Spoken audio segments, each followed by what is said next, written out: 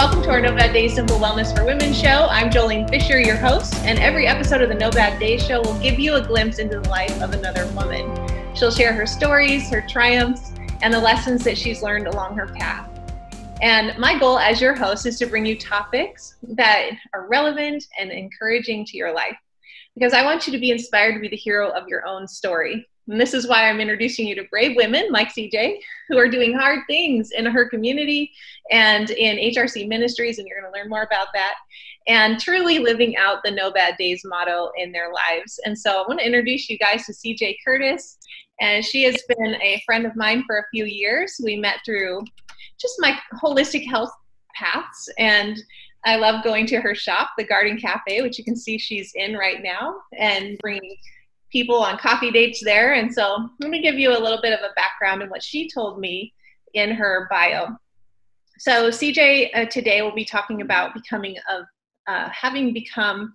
a transformation story, coming out of being a victim of sex trafficking, truly surviving that, and then now to a position of being a thriving woman in society and an entrepreneur, a mom, and really just journeying through what she's doing with the Garden Cafe and working with HRC Ministries. So she says this, a bit about my journey to the garden and the challenges I've had, and I'm still walking through, but now with hope and perseverance. As a child, I was groomed to a life of promiscuity through abuse and culture, and wound up being targeted by a pimp from California and talked into running away with him, where he introduced me to the commercial sex industry at age 13. Though I was able to escape that horrific situation, the trauma from it led me back into a dark, self-destructive lifestyle. Even after I met the Lord and was given a second chance at life, I lived with shame and guilt from the choices I had made. It wasn't until over 10 years into my walk with God that I learned I was actually a victim of child sex trafficking. For many years, I told myself that it was my fault. I tore my family apart and ruined my little sister's life. Those lies kept me from growing and experiencing true freedom. And there's a lot more to CJ that you're going to learn today. So CJ, welcome to the call. Thank you. It's weird hearing my story read out loud. Yeah. We're excited to just have you fill in the blanks, really, because why don't we go back to your childhood, where you talk about being a child that was groomed into a life of promiscuity through abuse and culture. What did you mean by that? You know, I came from a family that was actually very just dysfunctional. I mean, you hear about that a lot. Unfortunately, there's a lot of drugs and just, absent parents trying the best they could with what they knew, right? And my sisters and I were left kind of to our own quite a bit, my older sisters and my younger sister. And so, and at that time, my sister ran away with the neighborhood. They were neighborhood kind of gangsters, thugs, whatever you want to call them. And so I looked up to my older sisters and kind of fell into those same patterns. And I started using drugs early. My parents divorced when I was 11. And so there was a big custody battle and a lot of kind of generational abuse and different things in my family even, and then in pretty much the lifestyle and the people that we were around. And so with that came, abuse, and then the music and MTV and just everything, right? It was just, I was immersed in like this over-sexualized kind of environment. That had a lot to do with it. And personality and different things has a lot to do with, I think, how young ladies or, kids get sucked into this life. I know that my personality, I was kind of like a stuffer. I kind of held stuff in a lot, but then I was also, kind of wanted to be part of the action and what's going on. And so I was drawn to anything that made me feel better, feel good. So I turned to drugs a lot and alcohol. And so, at 13, when this older man met me, it wasn't hard for him to, flash his wad of cash and show me his weed and like, hey, you should come over here and do this. Like, I'll take care of you and I'll take you shopping. We were kind of poor growing up. So it was very enticing. And after a couple weeks of him just kind of like striking a relationship with me, I made the decision to run away with him. And it was over in the Seattle area, and it was also the neighborhood that we were in. We were right on the strip, and so that had a lot to do with the vulnerability that I was in. But yeah, so when I packed my bag and left with him, I get kind of interrupted here. I'm like, oh, we don't have interruptions because we're close. But my coffee warehouse guys, walk by in a second. Okay, we're live, and this is not like this super stuffy environment. Just go with the flow, girl. You're fine. In fact, just so everybody knows, she still has people working in the background because they're open for business. Of course, she's delivering, and people are coming through the drive-through. So if you hear workers in the background, that's just because people are happily working right now, and that's a good thing. I'm so thankful, so thankful. So call in if you want some, call in, order, drive-through. We got super sorts of stuff. Anyway. So I ended up down in California. As soon as he got out of town, proceeded. He had this other gal with him who, if you know anything about this world, they call her bottom girl, who she kind of told me what I was going to be doing. And like I said, the child that I was a very, I kept everything in and I stuffed it. So of course I'm like freaking out inside, right? But just kind of went along with it. And, because I kind of had this weird love attraction to this guy too. And so I just kind of went along with it, but everything in me was just like mortified by what they were telling me I'd be. And so, so as soon as we got down there, it took me shopping and threw me on the streets, And I was down there for a few months. I didn't call my family or anything, and so everybody thought I was dead. My mom thought, she went up and down the streets over in Seattle and looking for me and hanging up flyers and left my little sister with my dad at the time. And so that in itself was, I think, is another thing that I'm really dealing with right now, because it's just, she's in a really bad place. And so it's just for a lot of years, and I still, like I said, struggle with that piece a little bit. Just how can I help her, because she followed in my same footsteps.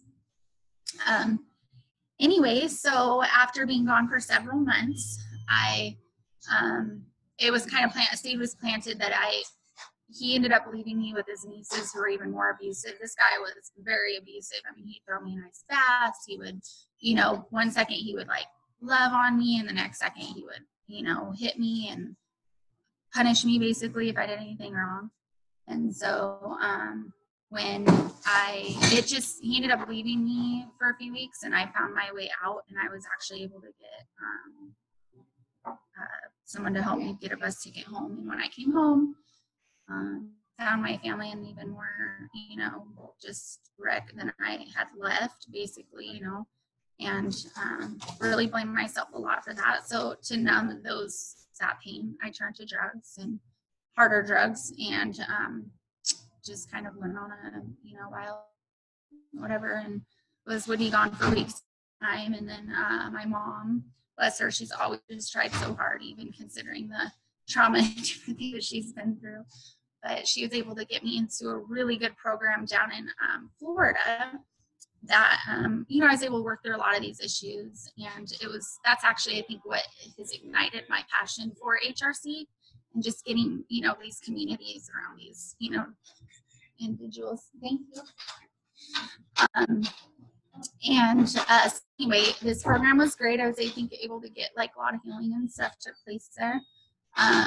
But just getting, we had still just, my family's dysfunctional, right? So my mom, we had to run away from the guy that she was with down there in Florida and come back here. And I was able to get enrolled back into school, catch up. They had this program at the time where I could catch up 90, it was just in 90 days, I could catch up all my credits and catch up, to where I was in high school, which was a godsend. I mean, God's grace, looking back at my story, it's just been so cool, just to kind of look and know that was God just taking from me. And so catching up my credits and, doing the high school thing, but still, very traumatized. I mean, I still was living with the shame and this guilt. I ended up pregnant and looking for love in all the wrong places. So I always was dating some boy. And I ended up pregnant my senior year and had my precious baby boy, who's actually sitting here right now. He's my delivery boy right now. So if you need delivery, give us a call. He's 17 now. Anyway, I had him, and when I was pregnant with him, I saw my friends partying around me, and I was still just in that mindset of like, I want to party. And so I was able to, have him, and he's healthy. But then after that, after a couple months of like raising this little baby, just graduating high school, I just kind of went wild, and I got back into hard drugs. And thank God my mom was able to take Buddy for, I left him with her essentially, and she had to raise him for a good year and a half while I had to go and work through my stuff, I guess. And I literally did end up on the streets, the clothes on my back, still using, everything that I learned, right? Like just to know how to survive. And ended up just during that, my teenage years, I found, a lot of, well, I'll back up a little bit. I actually, when I was pregnant with Buddy, I actually attended a youth event.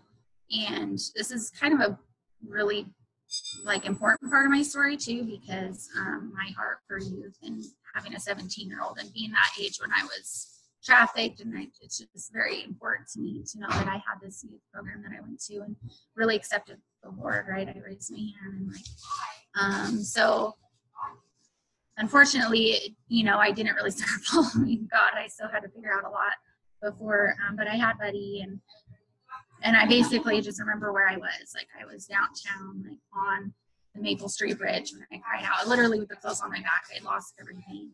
And I just remember crying out to God, like, God, like if you're real, like something has to happen. Like, and so I ended up going to jail shortly after that and picked up the Bible, and Jesus just showed up in a big way in my life.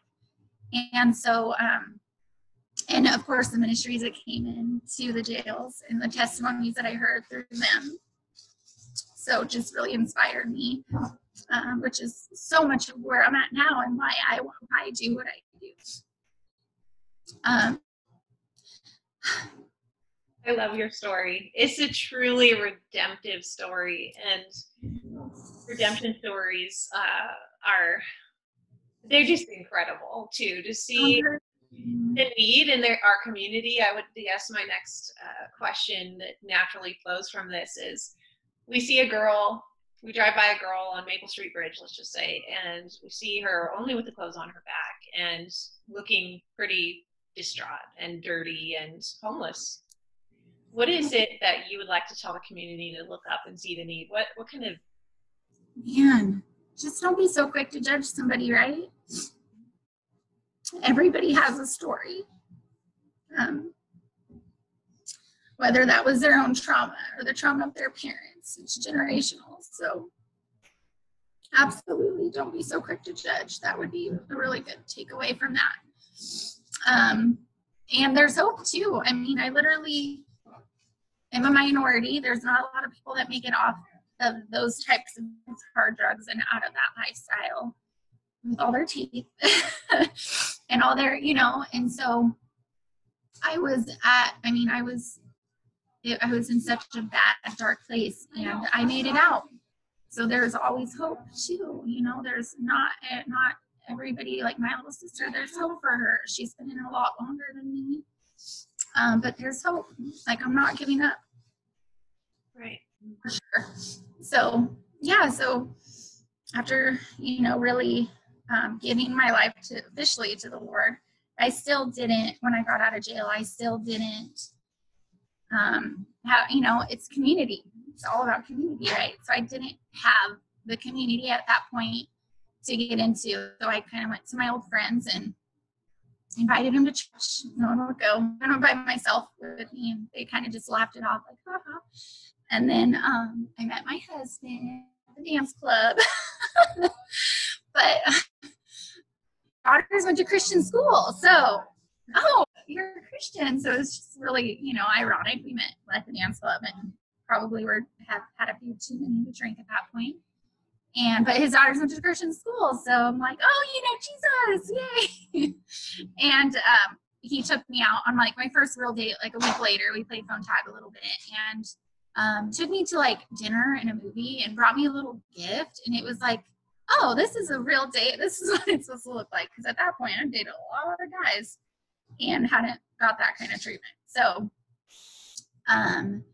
essentially, we started our walk together. He was going through kind of a really rough time with his, previous relationship, and is at the same place, recommitting his life to God.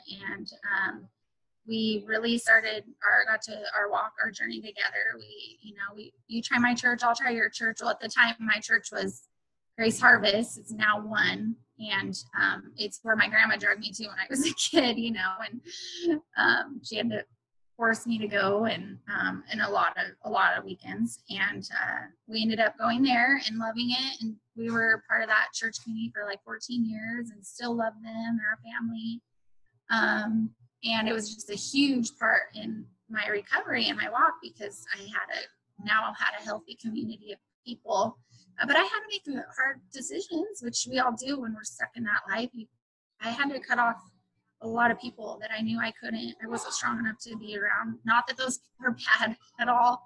I adore them still to this day, and I have so much love for them. And I know, and grace, really, because I know what they're going through.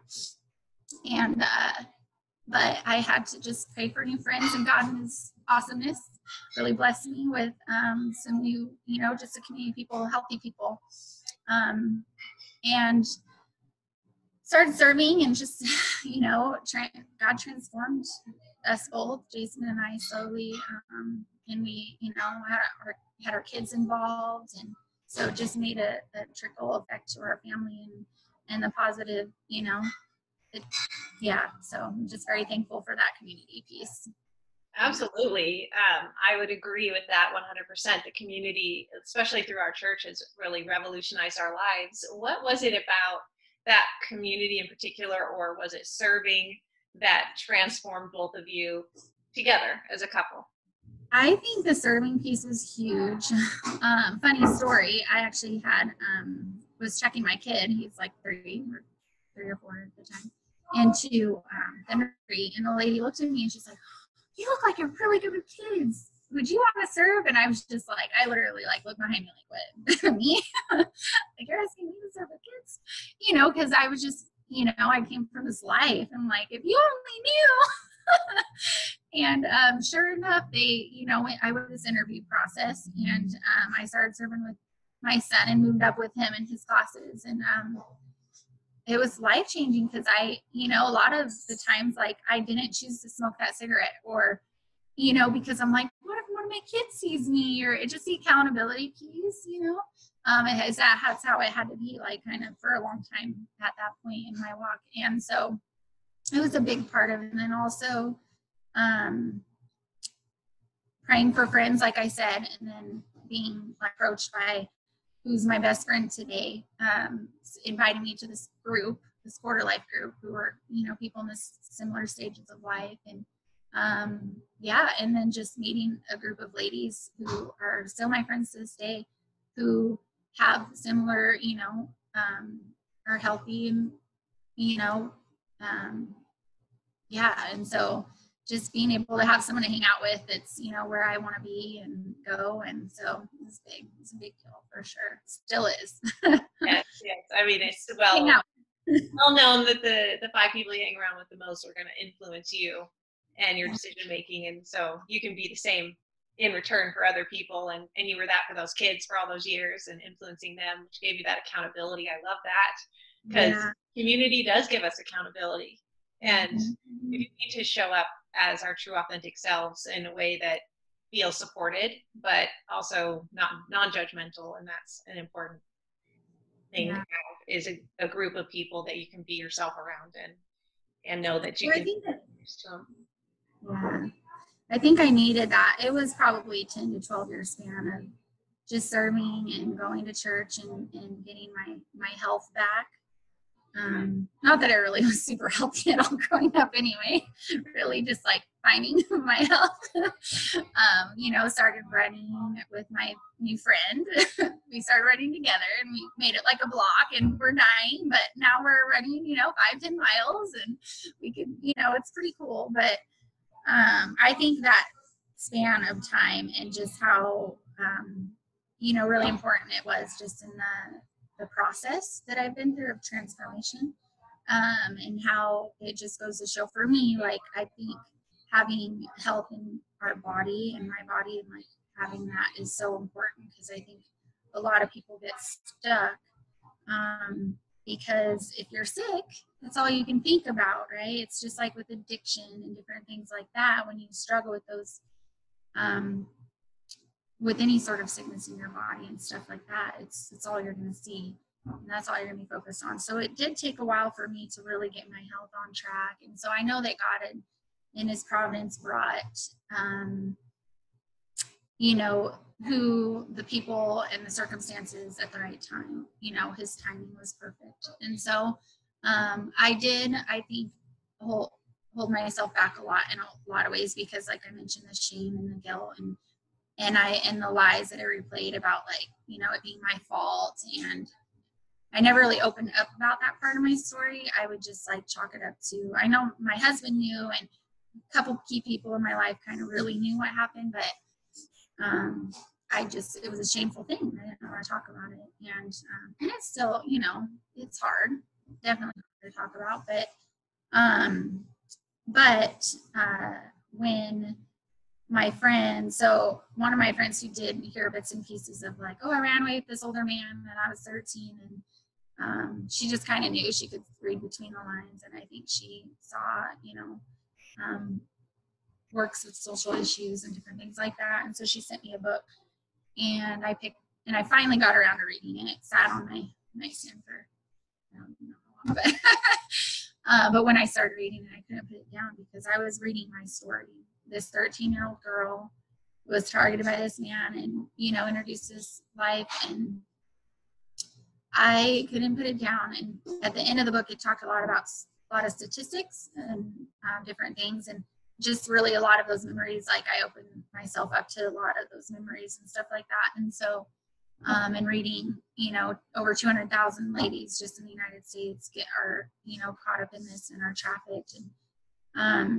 And so I couldn't not do anything. I just knew, and God was putting on my heart around that time to share my story. So I just prayed and looked for ways to get, like, okay, well, where am I supposed to share? And there was a concert at the time that was going on for a good friend of mine who I'd seen perform hundreds of times. He was a worship leader at our church. He had a show going on over at the service station. I just knew I had to be there.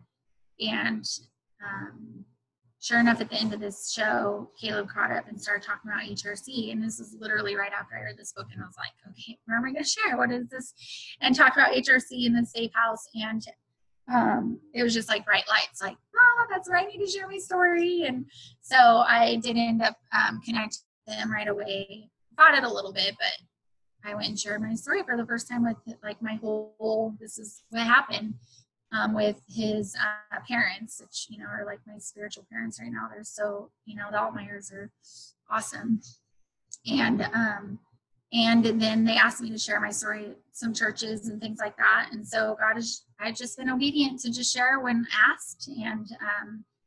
And that first time even, and every time I do, like I mentioned, I don't know if I mentioned it here, but on my Facebook, I mentioned how freeing it is. It's how much healing, just even learning that I was like, oh, well, I was only 13 and this guy did take advantage of that. And I was a victim, and it was very healing for me. Yeah. And so not knowing even that I was a victim, for so many years. And then every time I shared, just knowing like, well, hopefully there's people that are going to hear this and maybe not pass judgment on someone, or maybe, you know, they'll learn that they were a victim, or that, you know, like whatever good comes of it. I'm just, it's been, you know, a blessing and healing for my soul just to, yeah, be able to share. And you were finally able to put a name to what it was that happened to you, and know that you weren't alone, or that a lot of people fall victim to this. And so to understand how that, now that there's a name to it, and I have a path to actually treat and help people, and by sharing my story. But talk to us a little bit about sex trafficking and statistics and things that you know about it that we should know about it. Well, it's definitely happens. It's a lot more prevalent. It happens a lot more than people even know. I'm really bad with like figures, and I don't want to just put out numbers that, you know, aren't accurate. And so I do know that sex trafficking in general is when anybody is coerced or tricked or, you know, into exchanging sexual favors for money or place to stay or threaten or anything like that. So there's actually quite a bit that can fall into, you know, this trafficking, you know, being a victim.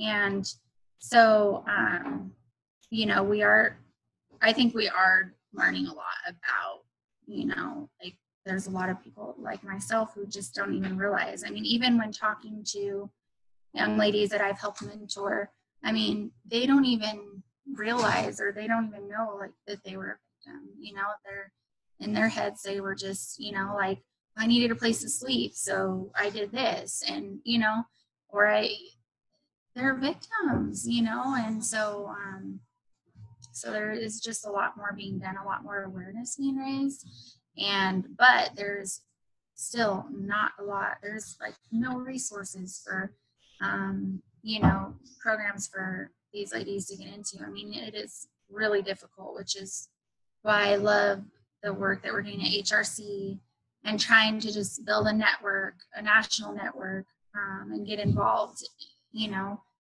and see there are people out there doing things, but to try to connect us more. And over in, for instance, HRC, our program that we're modeling ours after, because it definitely has been some trial and error. We had a safe house, like I said, for 9 months, and we're expecting to help, you know, a few women, but we had like 21 women go through the house. And a lot of times these ladies,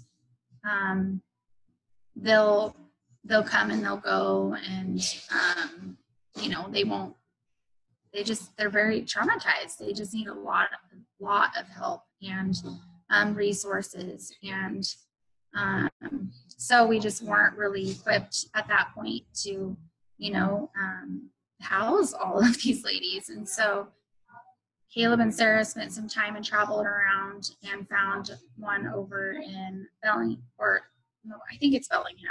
over in the west side, that has like a 90% success rate of women actually staying out of the life and going through the program. And it is faith-based. And so we are essentially modeling ours after theirs. We're going to have, which I love the structure of it too, because I think that, you know, just looking back at my story and thinking, man, if I had this, how I just know, you know, how beneficial it would have been. And so to have like a phase one where the gals are just going to get healthy, like I said in my story, like I just needed to get my health back, and I needed to get, you know, spiritually and mentally and physically. And so we're going to have a first phase where they're just like focusing on, you know, self-care and, you know, that type of health. And then a second phase where they'll go and get the counseling. They'll get counseling from the beginning, but they'll go, you know, classes and maybe do some job training and different things like that. And so we'll have a safe houses in a different places, the learning center, where they'll go each day to do their counseling and classes. And then a third phase where they'll get into the community. And so it really is, you know, our hope is to just have this community of mentors and, you know, to be able to, you know, help the ladies through this. And so I just love that we're figuring it out, and we're, you know, to be able to partner with programs like that, like in Getty, because if we rescue ladies from Spokane. We don't necessarily want them. And we found that too. A lot of the ladies were triggered because all the areas in Spokane, were, triggering them. And so they would stay and then leave and come back. And so to have a place outside of the area to send them to, and then, receive ladies from other areas is a really key factor that we've learned. And so there's a lot to learn. I think, there's a lot of resources, that you can go and look up and online, but now it's just like, okay, we've got to get, there's a lot of information, but now it's like, now we need resources, we need places for, these ladies to go and get the help and the care and the communities, healthy communities, right. To come around these ladies. So that's, kind of what brings me to today and, the garden. And so a few years ago when I met HRC and the work that they're doing, obviously a lot has happened in that 3 years and a lot of healing. It's just been like, exponential growth for me and just in my own soul. And so with that, I think comes, finding my purpose. And I know I attend Sun City now, and I love their mission or their mantra, and I see how the truth in it. It's like knowing God, finding freedom, knowing purpose, and then making a difference. And so to walk through those, and to see like that happen in my life, like I had to, of course, know God and the freedom that I found through, church and community and, my health, but then I think it was really quick to, once we get those things in place, to find purpose. Like, okay, Lord, it's obvious the things that I love plants and food and people. So it's been cool to see how God is like bringing those things together. And I helped HRC open up a thrift store last year, and that was really successful. It's closed now, but everything's closed now. It's asked you about the thrift store. The thrift store is really fun. So it's like a boutique. I mean, you walk in and it's like super merchandise and cute. And plus we have the best donors in the world. We have the best stuff. So it's like this high-end thrift store basically, but it's like thrift store prices. And so that has been really fun for the ministry. And just to have, and my goal and hope with that vision, I think, and God's really, is to have a place for these ladies to come and do job training. And there's so many different areas that they can get involved with, whether that's refurbishing, refinishing a piece of furniture, or doing some admin work, or organizing. I mean, there's so many different areas these ladies could like grow and work on their strengths. Because I know my first job out of life was huge, right? It was life-changing. Like, it was so encouraging and impactful. I can remember it was at the plant farm, and I love plants anyway. I kind of grew up always loving natural things. And so just to have him, even though it's not that hard to get a job there apparently, but at the time I'm like, oh, I got the best job in the world. And it was just so, man, it was awesome, right? And so anyway, to have a place like that, so that led me to, we were able to get a manager in there, and God just opened and closed some doors really quickly. And I've been conceptualizing this cafe for a few years, and just knowing we need a cool spot in the valley because we're kind of lacking that out here in all of it, right? We don't have a lot of really like cool coffee shops, and I find myself driving all the way downtown for a good cup of coffee. And so found this place and was able to open it. It just happened so fast. Like, this whole process has been so fast, but it's wow, adventure. Why don't you show us a little bit of your coffee shop? Like, move your laptop around for us. Like this? Yeah, see a little bit. Okay, so that's the front end where you go in order. Oh, there's our logo. Yeah. So yeah, it's a really nice, can I see it okay? I don't know. My little tiny. Oh, totally. Yep. Nice ambiance and we've got our HRC while we're working on our story. You could see the HRC logo, but we're working on getting our story up next to it so people know that 88 cents of a lot of our food purchases go straight to that ministry. So, and then my baby, everybody say hi, buddy. Sorry. I got to show him off. And so, yeah, basically the idea, of course, with the thrift store is 100% of those proceeds goes straight to HRC.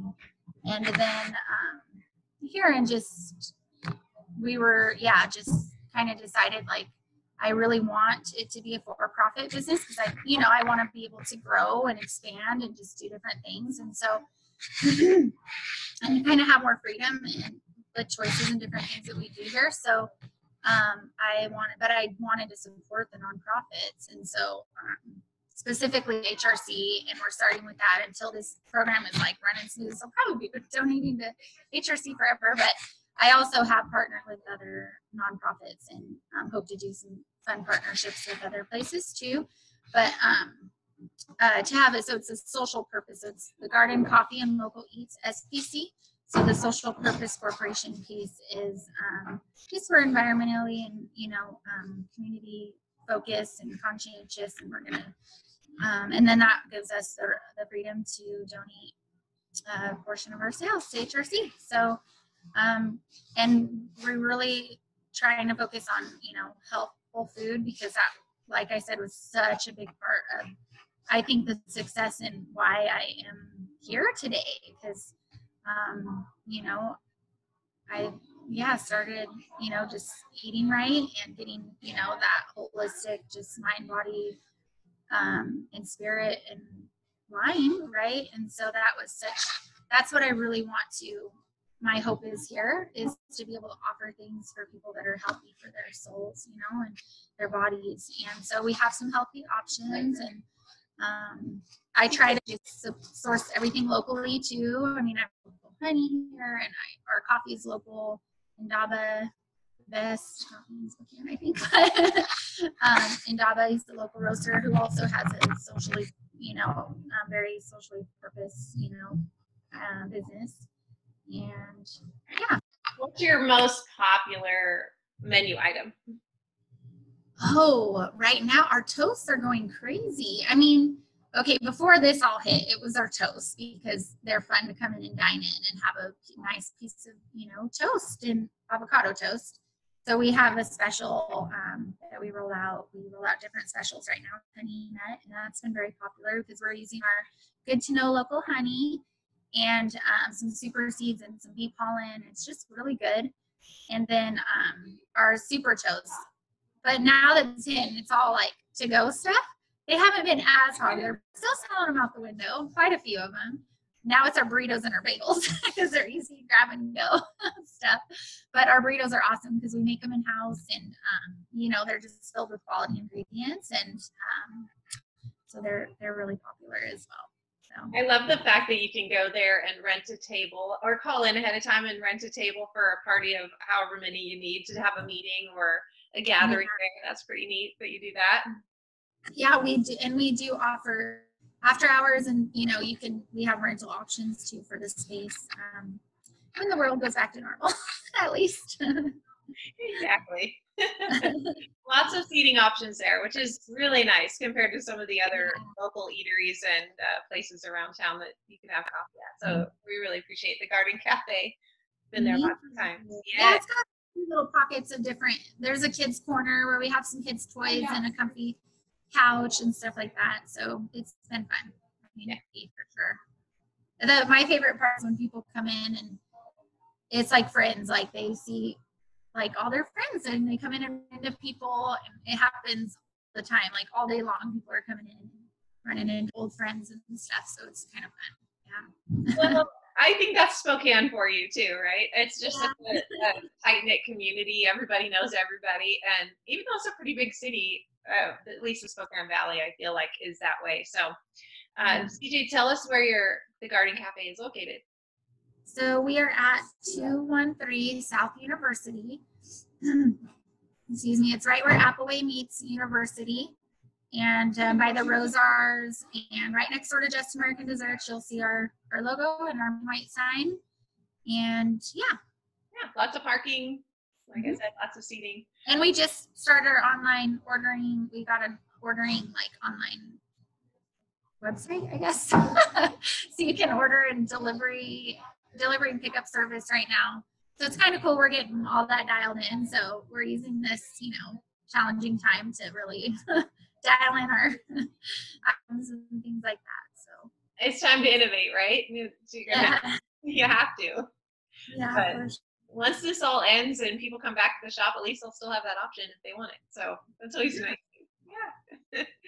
Well, I want to go back to a question I would have had earlier on, and going to the time that you were a 13-year-old girl making that decision to leave with that man and go to California. If you were to be able to intervene with a 13-year-old girl right now, how would you talk to her? What are some things that you think would be helpful? Because obviously there's a lot of past trauma, like you said, generational traumas that they're going through, and they're also looking at money and saying, well, I've got this over here, but how do you wrap your head around that as a girl, let alone like as an adult trying to tell someone to not do that? Or I don't know where I'm going with this question, but just what advice would you give yourself back then if you could? I am, like I said, it's really a question that I ask myself all the time. Like, how can I love these kids? Like that's a good question to ask. Like, how would I love myself in that situation? But I just think that's it. They just need to be loved. I think I would need at that point someone to see me, because I was, kind of a troubled kid, and so the fact that this guy just took notice in me, and so I just think needing someone to see me. And then also I think that a lot of young people don't really know their worth. Like, they don't know how awesome and valuable they are, and how many like gifts and things that they have to offer the world. And so I think helping them discover, like what makes you unique and what makes you, like, and then, just really encouraging the gifts that we see in our young people, and honestly just having a space for them to go. And that's where my heart is. Like right now, I'm like, they need community, they need a safe space to go. And I know that program that I did all those years ago was called 180, and it was I don't know if you remember anything about it, but it was a Valley, one church established it, but it was I think it grew so fast, and they didn't have enough volunteers, and they didn't have enough just really enough like help really to handle the amount of kids. But that just goes to the need for it, right? I think that there's so many kids that don't have, because I wasn't into sports really. Well, I was when I was young, but I mean, if you're not really involved in sports and extracurricular things through church and stuff, what else are you going to do with your time? So I think offering a cool, like, fun place for these young people to go, whether, and have like different things for them to do, whether it's, pool table, or, like succulent garden classes, or, skate parks and video games, like what interests these kids? Like, what are healthy things that we can do with them that interests them? There's a lot of, there's just, so many kids are so gifted with art and different things. Like, how can we pull that stuff out of them? I think it's important too, as adults, to remember that even the smallest seed that we plant in their minds, to help them, or to let them know that we're a safe person that they can come to, even if we can't be in their lives consistently every day, that they know there's people out there that love them and are willing to go to bat for them, or teach them something, or whatever it is. But just to have, impart our gifts on them. That's those seeds that we need to be planting every day in our society with young kids. And Yeah. You know how those will bloom at some point, right? Yes. Yeah. Mm-hmm. That's good. Good. Like, Yeah. So do you offer a succulent plant class at the garden? Oh yeah, so we do. That's part of our, what we have here. We do like, I'm a florist. I did that for several years. I went to school, and in that 10, 12-year span when I was finding myself, I guess you could say, I got my horticulture degree and ran a floral business and did events and things like that. So I found that I really enjoy like teaching floral classes and succulent gardens and different things. And this is a good space conducive for workshops. So I've done a few of those and plan on launching those back, when we are able to. So awesome. I didn't know that. I'm excited about that. It's really fun. It gives people something to go do and experience rather than, just the same things, all the time. So absolutely. That's definitely something I've never done. And so I look forward to taking one of your classes down the road when we're able to again. Well, CJ, how can people get a hold of you if they're interested in connecting with you offline, or don't give your phone number out or anything, but any kind of Instagram or at the Garden 509, I guess, is or just find CJ Curtis on Facebook. I'm on Facebook. I'm trying to get more on the Instagram thing. It's harder. And then just come into the cafe because I'm pretty much here every day. Except for Sundays, we're closed Sundays. At the Garden 509 is your Instagram handle? Uh-huh. Okay.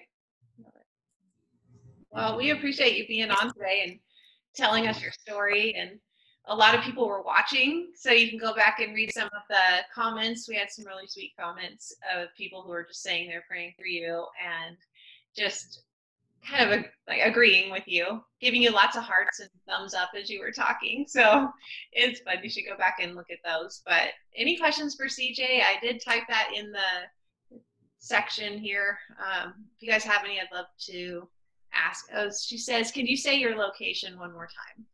Yeah, it is 213 South University, and it's right where Appleway meets University. Yeah, so Spokane Valley. Those Spokane Valley. Yes. Those of you who live all over the place in Spokane, come to the Valley. Yeah, it's an awesome place to have your lunch dates with your friends or bring a prospective client or whatever. It's good hangout. Yeah, absolutely. Yeah, a lot of business goes on there, I'm sure. Yeah, lots of business. Anything else, CJ, that you want to say before we go that's come to mind or that we didn't hit on that you think we should? I just think I just want to encourage people to open up about their stories, because I can't reiterate that enough, how powerful it is that when we bring things to the light that we've just kept inside and don't, even if it's just to one other person, like talk to your bestie about it, whatever, just open up about your story. And then pursue health, man. Health is important. That's why I love what you do. I love, this health journey that I've been on the last, 10 years has been really pivotal just in my overall recovery and health and wellness and stuff. So find out what works best for you and do it. Awesome. I agree. Wholeheartedly. Yes. Your health, without it, what do you have, right? And you're solely focused on what you don't have, right? And so that makes it hard to be of service to others and be passionate about what God has sent you into this world to do. So we appreciate your passion for teenagers and HRC Ministries, the Garden Cafe, and what it's doing to give back to the community. And you truly are an angel here walking on this earth. And thank you for just the recovery that you went through, the struggle that you went through, because your redeeming story will heal a lot of lives. So we appreciate you. Thank you so much, Jolene. I appreciate you, girl. Thanks for being here. You bet. All right, we'll sign off for now, and I'll be coming by the drive-thru soon. Okay, bye, CJ.